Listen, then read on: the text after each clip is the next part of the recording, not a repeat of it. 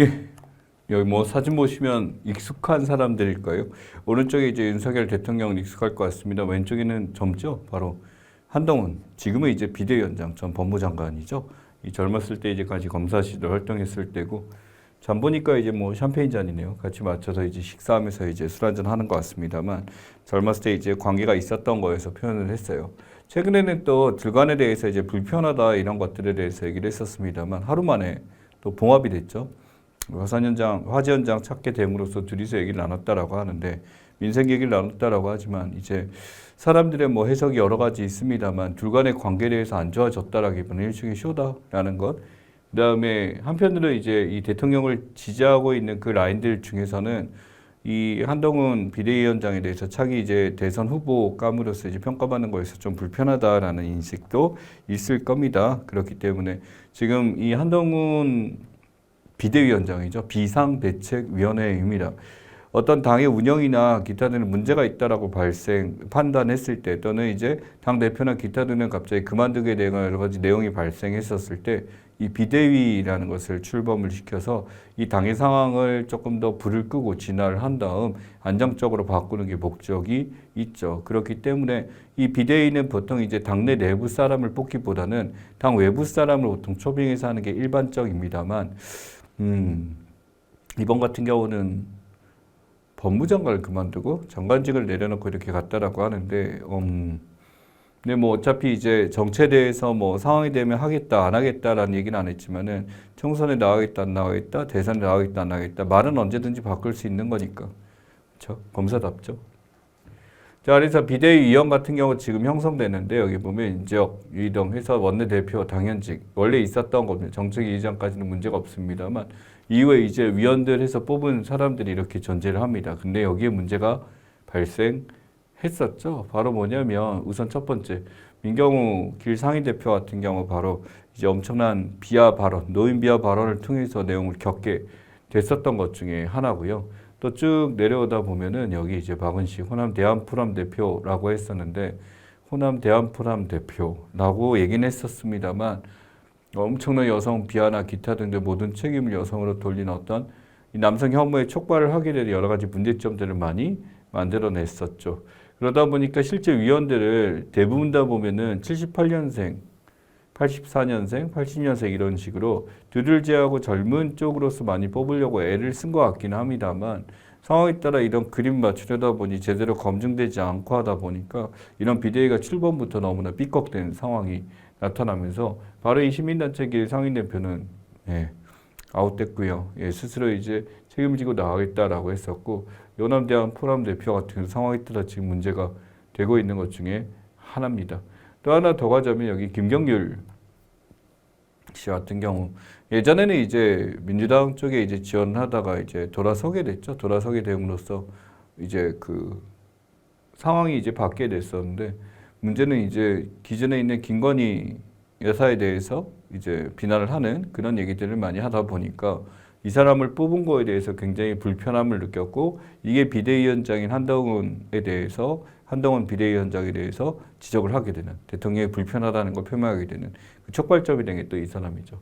보다시피 비대위원을 뽑는 것이 생각보다 쉽지는 않습니다. 비상 상황에 대해서 지금 모든 것들을 해야 되기 때문에 보통은 이제 임시 당대표 역할을 맡아서 모든 것들을 조정하기도 합니다만, 그 권한 자체가 굉장히 강한데, 이전에 인요한 씨라고 해서 서브넌스 병원에 있었던 의사였던 이제 그 임요한 씨를 뽑아서 했었습니다만 제대로 돌아가지 않았었죠. 충돌만 일으키고 결국 망화적이 됐습니다만, 이후에 수습하게 된 게 지금 비대위원장 한동훈이고요. 이후 어떻게 될지는 이제 지금 활동들을 보게 되면 이제 파격적인 행보라기보다는 예상한 행보들을 보여주고 있습니다. 사람들을 뽑거나 인재를 영입하거나 하게 되는데, 이후에 어떻게 될지는 좀 더 지켜봐야 되겠죠. 지금 보다면 박은식 비대위원이 했던 말입니다. 전쟁지면 집단, 저것이 매일같이 벌어지는데 페미니즘이 뭔 의미가 있는데 라고 지금 했습니다만, 이런 막말들이 이전에도 많이 있었고, 이제 분석 자료나 이런 것들에 대해서 통계 호도 오류 같은 것들이 있었습니다만, 이제 직업을 가진 남성들은 결혼하는데 직업을 가진 여성들은 결혼 안 하니까 여성들이 직업을 가질 필요는 없다 같은 어째 희귀한 말 아니에요? 그러니까 선택에 대해서 결혼이라는 것이 반드시 필수적으로 해야 된다. 어떤 사회적 현상이 저출산을 설명한 거 맞습니다만 자신이 갖고 있는 의지대로 내가 어떻게 살아가는 데서 그런 자유를 마치 국가를 위해서 무슨 희생을 해야 된다는 그런 공동체주의가 아닌 전체주의 같은 발언으로 제가 랩을 하게 만들었네요. 아무튼 지금 이런 상황에서 이런 사람을 비대위로 뽑아놨으니 실제로 제대로 돌아갈까라는 것에 대해서 굉장히 문제가 되고 있습니다. 즉 여의도 정치 경험이 없이 그저 자신의 어떤 위치에서 자신의 말만을 내세웠던 사람들이었기 때문에 이런 대대적 물갈이를 해야 되는 입장에서 이것이 진짜 물갈인가? 라고 한다면 결국 지지자들의 돌아서게 할 수밖에 없다는 상황이 지켜집니다. 자, 지금 폭발이 지금 보입니다만 이게 북한 해안표 사격입니다. 실제 그 모습이고요. 이 북한이 해안표 사격을 했었던 건 오늘 내일의 일이 아닙니다. 굉장히 많이 있었어요. 연평도 부근도 마찬가지입니다만 이전의 상황에서 이제 이 북한의 입장에서 지금 대한민국에서 얘기했던 것들이 상황에 따라 마음에 들지 않거나 스스로 얻을 것이 있을 때마다 항상 이런 포지션을 취해왔던 게 북한의 모습입니다. 그래서 여기 보면 조선중앙통신이라고 나와 있죠. 이쪽에서 이걸 쏘게 되면서 위협하는 모습에 대해서 지금 나왔는데 이게 바로 뭐냐면 김정은 위원장, 김정은이 이제 두 국가다. 동족이 아니다. 예전에는 항상 그 한국이란 걸 표시를 했을 때 북한 입장에서 전 한반도를 다 색칠을 해놨었는데 이제는 이제 분리해서 북한만 이제 하겠다. 이제는 너네 나라와 다른 나라라는 걸 얘기했었는데 그게 뭐 우리도 그렇게 생각해 왔었죠. 여기에 대해서 북한을 무조건 통일해야 된다. 북한 주민을 구해야 된다라는 거에서 저는 뭐 어렸을 때 통일은 우리의 소원이었고 그렇게 배워왔습니다만 나이가 들면서 지켜보면서 이제 판단해야 될 문제는 그들이 이해한다. 우리 동족인 것도 이해합니다만 사회 변화라는 것에서 지켜본다라고 한다면 그들을 이해하는 건 맞지만 그렇다고 해서 우리가 무조건 저 자세로 그들에게 해야 될 건 아닌 것이 이런 식으로 우리에게 폭력을 가하고 있는 대상에게 우리가 무조건 포용적으로만 갈 수는 있는가? 그건 아니죠. 이걸 귀엽게 봐줄 수는 없는 거예요. 이 상황에 대해서. 그렇지? 그래서 판문점 선언 위에는 군사부나 합의 내용인데 실제로 여기에 대해서 이제 9.19 선언에 대한 얘기죠. 이 9.19 군사합의에 대해서 이것이 이제 우리나라 보수 우파 입장에서 굉장히 불편한 게 많았다라고 얘기를 합니다만 예상 적대행위 중단구역 여기서 적대행위를 멈추고 철원 제가 이제 있었기 때문에 아는 것입니다만 이쪽에서 이제 근무 생활하면서 GOP 오늘 이제 다루게 되는 그 내용에 대해서 거기 위치에 있었고요. 동두천이나 기타 등등 판문점 건너기의 비무장화 모든 걸 벗어난 적대행위를 멈추겠다라는 것 중에 하나입니다. 어떻게 보면 여기 보시면 비무장지대 시범적 GP 철수인데 GP 11개 감시 초소에 대해서 전부 다 철수를 시키겠다. GP가 어디에 있냐면 이 안에 들어가 있어요. 이 안에 이제 이 휴전선을 넘지는 않고요. 이 뒤쪽에서 이제 근접해서 이 DMZ 라인에 보게 되면 요새처럼 이렇게 만들어 놓은 GP를 운영하고 있습니다. 정기적으로 이제 뭐 일주일마다 물자를 보급해갖고 식사를 하고 저도 이제 거기서 이제 눈도 치우고 밥도 먹고 이 북한이 굉장히 가깝게 보여요. 가깝게 보이는데 우리하고 좀 다릅니다. 우리는 이제 어떤 요소를 만들어서 굉장히 좀 잘 해놨는데 저쪽 같은 경우는 이제 3인 그 교대 근무를 해요. 보여요. 굉장히 이제 망원경으로 이제 600m 거리였거든요. 3명이서 그냥 계속 있어요. 진짜 불쌍하게. 근데 우리는 인원이 좀 많다 보니까 순환 근무라 그래서 돌아가면서 쉬고 이렇게 되는데 전기를 안 켜요.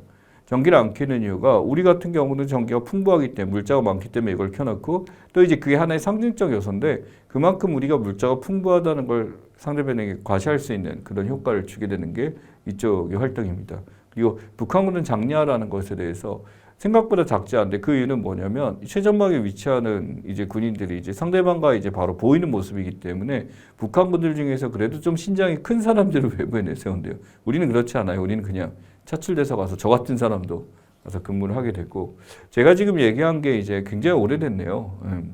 예, 지금 뭐 연도로 치면 이제 25년 전 얘기입니다만 지금도 이제 비슷한데 이 GP가 사라졌다 그러니까 이제 감개무량하네요.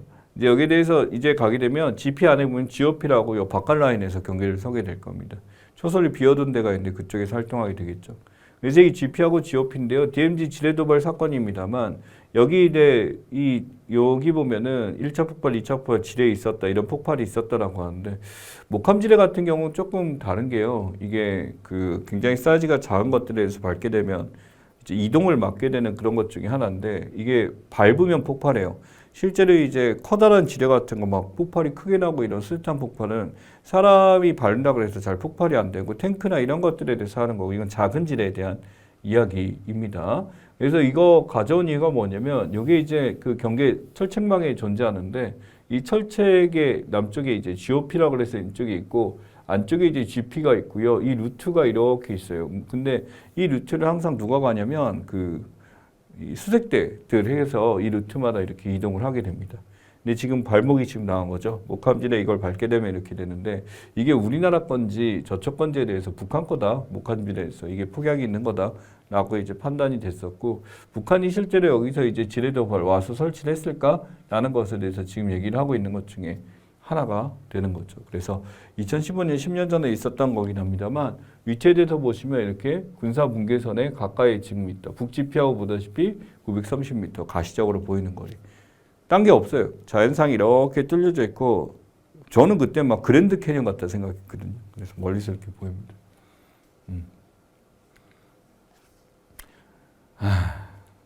예.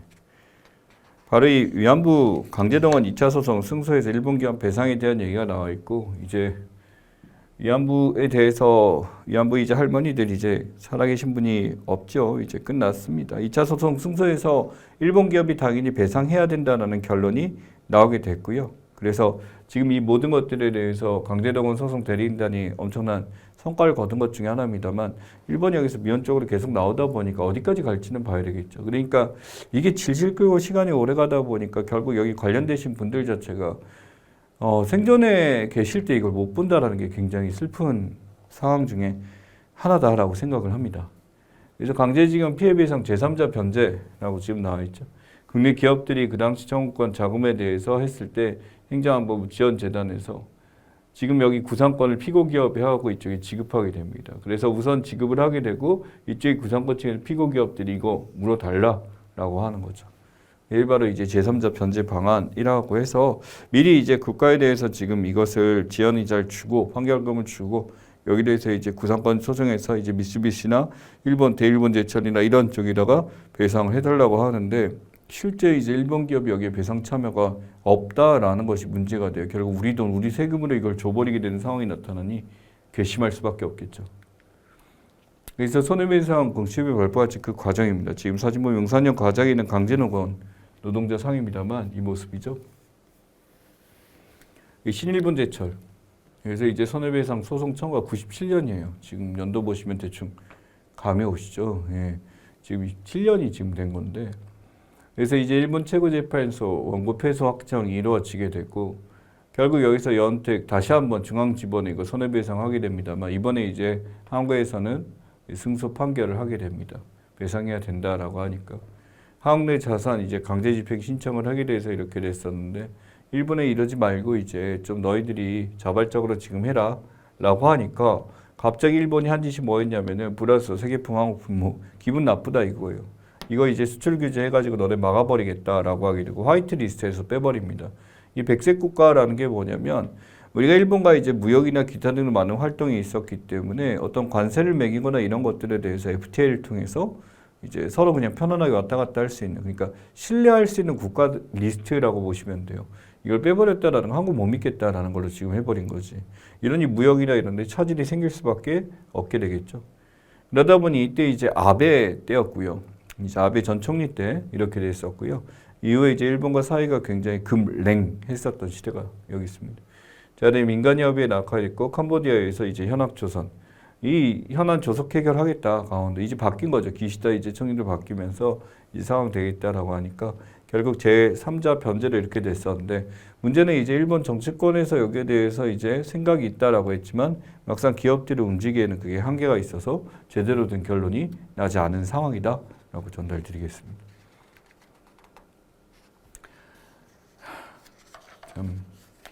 지금 보시면 경복궁 벽에다가 이렇게 써놨는데 이거 제거 비용이 어떻게 됐냐면 1억 나왔어요. 1억.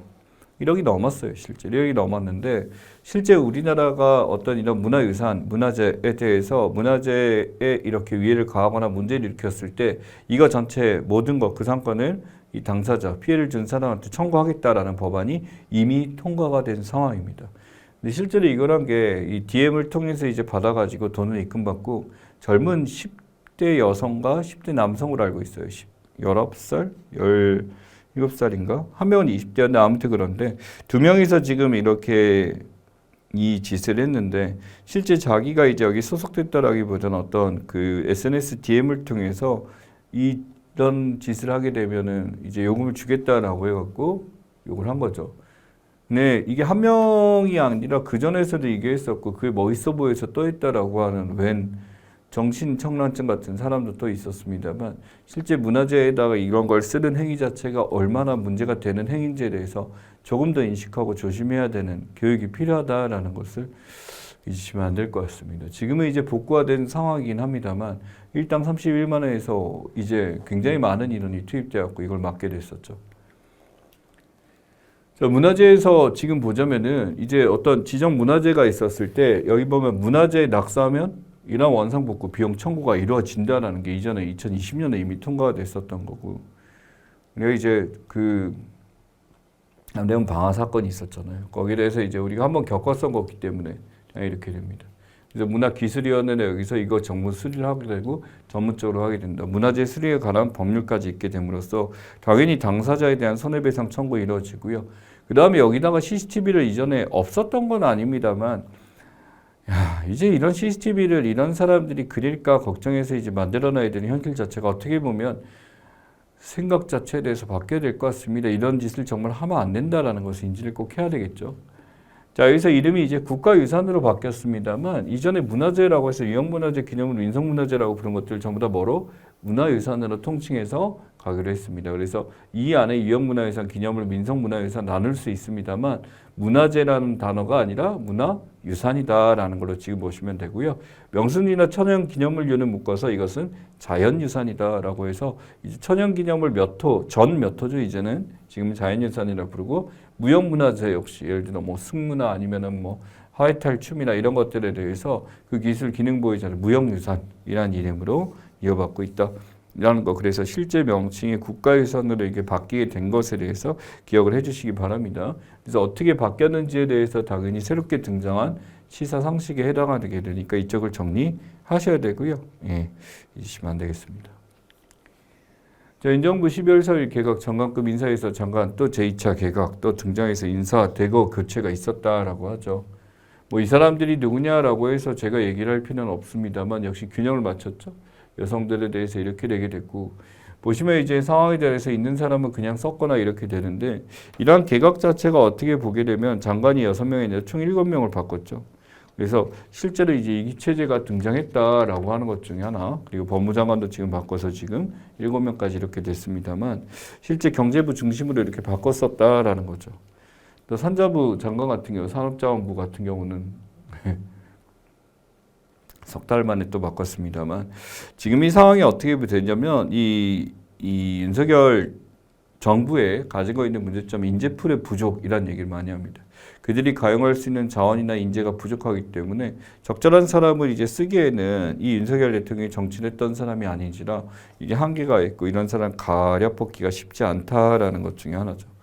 또한 이제 관련된 방통위원장의 큼직큼직한 자리, 탄핵 소추까지도 이루어질 수 있는 자리에 자신의 어떤 검사 선배나 아니면 같이 검찰에서 일했던 사람들 위주로 뽑게 되는 검사공화국 이런 오명을 씌워져 있기에 이것 때문에 이 사람이 제대로 된 국정 운영에 대해서 필요한 인재들을 뽑을 수 있을까라는 것에 대한 의구심이 지금 굉장히 많이 돌고 있는 현실이죠. 2차 개각 때 보게 되면 김행우 후보자 이제 사라졌죠. 네, 바로 이제 청문회 당시에서 그냥 탈출해버린 케이스고 일부 인천 장관 후보자에서 문체부 지금 맡았습니다만 결국 사람이 없어 이전에 이명박 MBC를 썼던 사람이 그대로 오게 되고 신원식 국방부 장관은 뭐 워낙 이슈가 많았죠. 이제 대통령 비난부터 시작해서 기타 등등 일본에 대한 옹호 발언이나 기타 등등 여러 가지가 있고 진짜 극우 이제 극 보수의 어떤 상징적인 존재로서 이렇게 됐고 생각보다 이제 라디오나 TV 출연을 많이 하더라고요. 자신의 의견을 표명 많이 하는데 그래서 이것 때문에 뽑았대요. 전문성, 업무 수행력, 정무적 리더십이 있어서라고 지금 해서 적절한 인사입니다. 국민의힘의 얘기죠. 근데 뭐 바로 아웃, 그치? 바로 문제 일으키게 됨으로써 이 사람들 때문에 이제 내부적으로 국민의힘 내부에서도 굉장히 꼭 이 사람들을 뽑았어야 했나? 라는 것에 대해서 굉장히 비판적으로 얘기하는 경우가 많이 있었습니다. 자, 실제로 대통령직 조직 개편이 있는데 이 신설 및 이관이 된 게 바로 국정기획수석이 이제 없어지고 정책실장으로 지금 됐었다라는 거고요.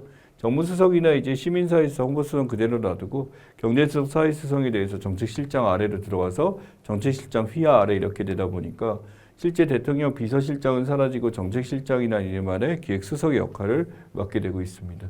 그리고 안보실장이라서 예전에 이제 뭐 안보 국정원이죠. 이 국정 역할에 대해서 안보 쪽 일을 이쪽에서 맡아서 하겠다라는 것 중에 하나는 일종의 컨트롤 타워에 대한 얘기고요. 그래서 이 정책실장을 다시 예전 방식으로 부활시키게 됨으로써 11월 31일에 이렇게 됐으니까 만들어진 지 얼마 안 된 거죠. 이제 2달도 안 된 건데 이제 이쪽을 통해서 이제 본인의 일이나 어떤 이런 것들을 전달하겠다라고 한 게 담당이 됐습니다. 자, 이란 주요 인사 암살 사례라고 나왔습니다만 바로 가셈 솔레이마니.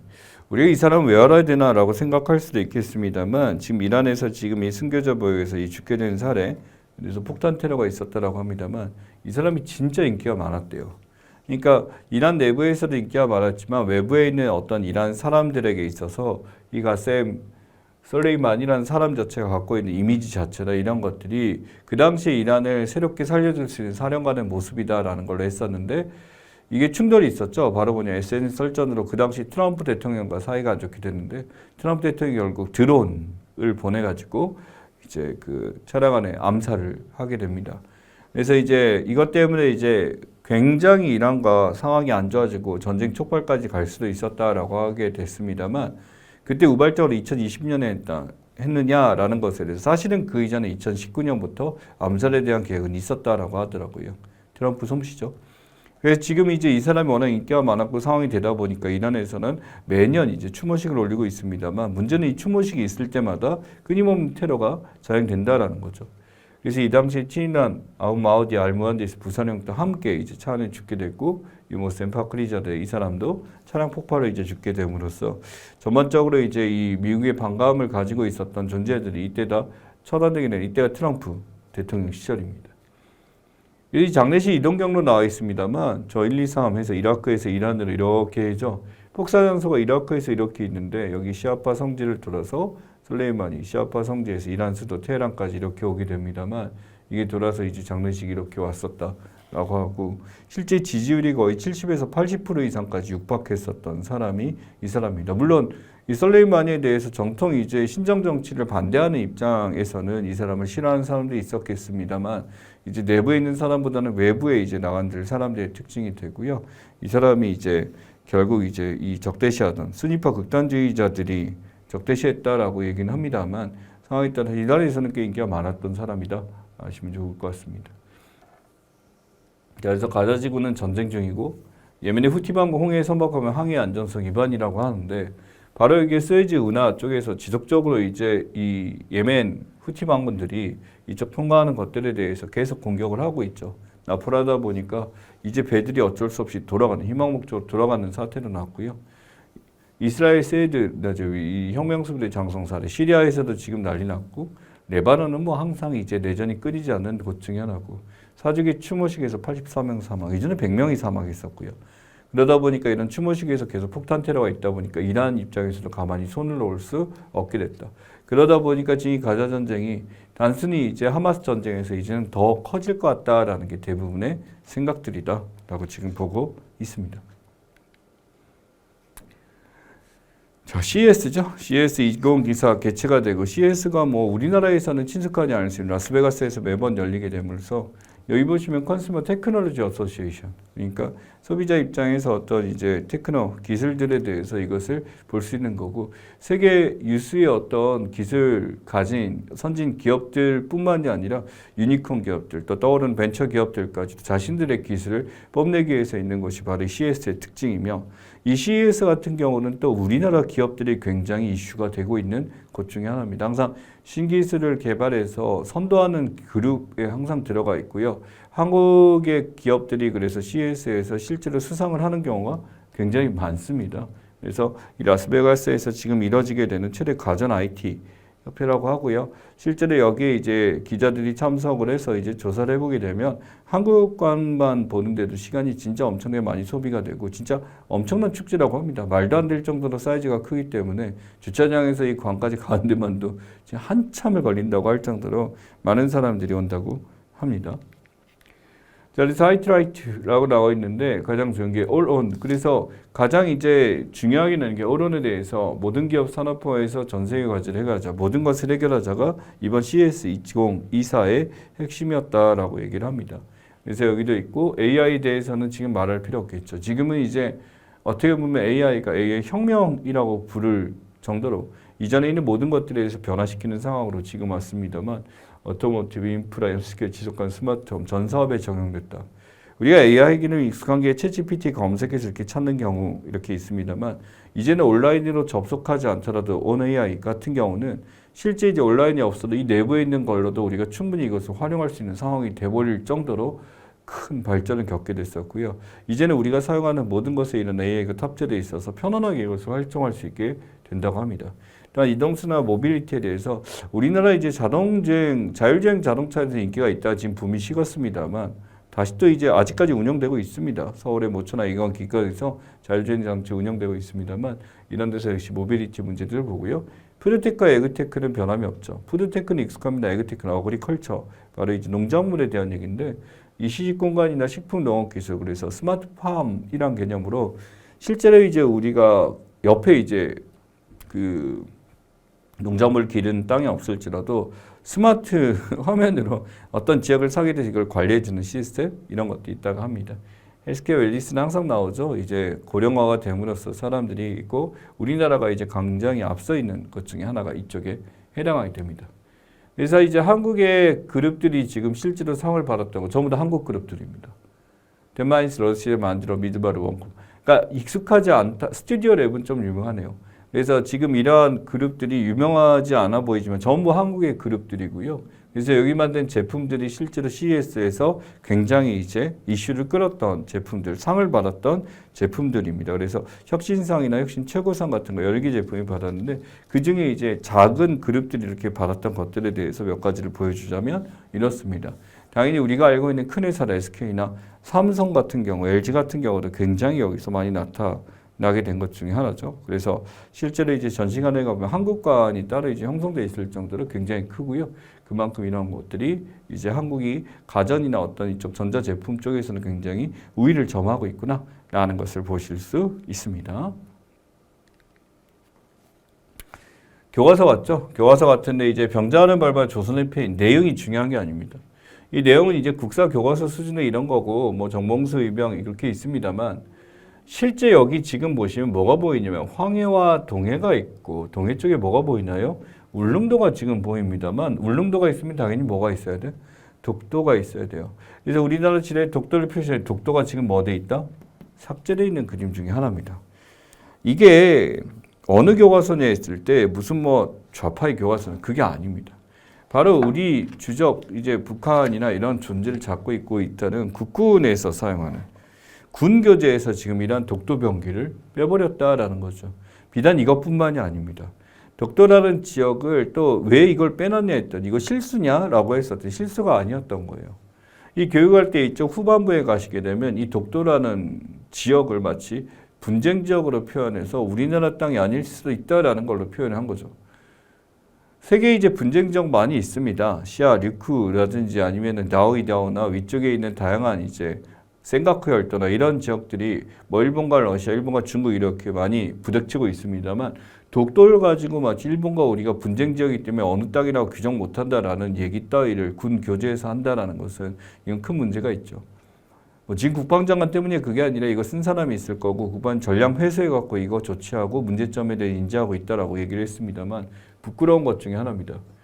여기 보면 이제 정신전력교육 기본 고지라고 해서 전량 회수됐습니다만 여기 보면 센가쿠 열도, 쿠릴 열도와 함께 독도 문제도 영토 분쟁이 진행 중이다라고 하는데 분쟁의 대상이 아니에요. 독도는 독도는 우리의 영토가 맞고 이것은 정부의 공식 입장이 절대 아니고 아무리 일본에서 뭐라고 태클을 걸고 얘네가 4년 참여연 선거 있을 때마다 선거표를 얻기 위해서 실제 여기 있는 이 독도라는 땅에 대해서 다케시마라는 이름으로 자기네 거다라고 주장하게 되면서 어민들의 표를 받고자 하는 쇼 중에 하나지 실제 일본 사람들에 대해서 이런 다케시마, 독도의 위치에 대해서 제대로 인지 못하는 경우가 대부분이 잘 몰라요. 근데 우리나라는 독도 모르는 사람 없어요. 국가 영토이기 때문에 다 알고 있고 여기에 대해서 도래까지 존재하잖아요. 예, 그래서 이렇게 되는데 이걸 이런 식으로 표현해놨다라는 거에 대해서 굉장히 무섭다라는 생각까지 했어요. 이게 왜 그럴까라는 것에 대해서 굉장히 고민을 해봤습니다만 실제 이제 대통령이 지책을 했었고 국방부 전령 회수해가지고 이거 바꿔서 내용 교체하겠다는데 저는 여기서 이제 책임을 누구한테 묻느냐라는 것도 굉장히 중요한 부분이 아닐까라고 생각을 합니다. 자, 안에 한강 인도교 폭파에 대해서 6.28 한강 인도교 폭파 지금 나와 있는데 이게 바로 뭐냐면 6.25 다음에 6.28인가 사흘 후죠. 사흘 후인데 새벽에 지금 하는데 인도교 폭파를 지금 해야 되겠다. 그래서 우리 이제 주민들이 북한이 이제 쳐들어오고 있으니까 군대들과 이렇게 해서 빨리 이제 넘어오게 되면 어느 정도 넘어오게 되면 이제 인도교 폭파를 하자라고 했었는데 이승만 그 당시 대통령이란 사람이 북한군으로부터 빨리 도망을 찍어야 되니까 조기 폭발해버린 거예요. 조기 폭발해버려 보니까 인도교에 대해서 7시 폭발되다 보니까 800명이 순식간에 여기서 다 폭발해서 사라지게 되고 이제 건너오지 못한 난민들이나 이런 군인들 자체가 소멸해버리는 북한군의 이제 침투에 대해서 이제 물살돼 버리는 사태가 있었죠. 대통령은 이 나라의 선장 같은 존재고 이렇게 되는데 자신의 안위를 위해서 이미 도망가는데 그 당시에 이거 폭파할 때 어디까지 내려가 있으면 벌써 대전까지 갔대요. 차 타고. 대전까지 갔지. 근데 이제 북한은 좀 더 도망가고 그렇게 했다라고 하는데 뭐 이런 존재가 다 있어. 그러니까 이게 여기에 대해서 또 이걸 얘기하는 이유가 뭐냐면 지금 한강 인도의 폭파 같은 국민을 저버린 이런 짓거리를 한 대통령 같은 경우도 이런 잘못한 행동에 대해서 비판하는 내용이 아니라 훌륭한 대통령이라고 표현이 돼 있다라는 거죠. 전형적 뉴라이트 입장에 대해서 일본을 옹호하고 이런 친일파 손잡은 이런 존재들을 옹호하는 그런 보수 우파 세력들이 이러한 교재를 쓰다 보니까 이러한 결론이 나오지 않았나라고 생각합니다.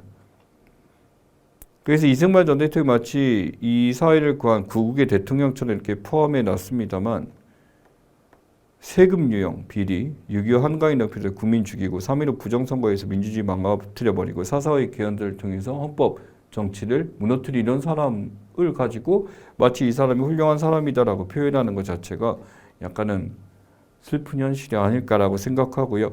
그래서 이러한 것들에 대해서 빨리 전량 조치와 동시에 제대로 된 교재가 쓰여서 이제 이 군인들이 제대로 된 정신교육이나 기타 등 역사에 대한 학습을 배울 수 있도록 그런 시스템을 구축하는 게 우선이다라고 생각을 합니다. 잠시 쉬었다가 후반부 진행하도록 하겠습니다.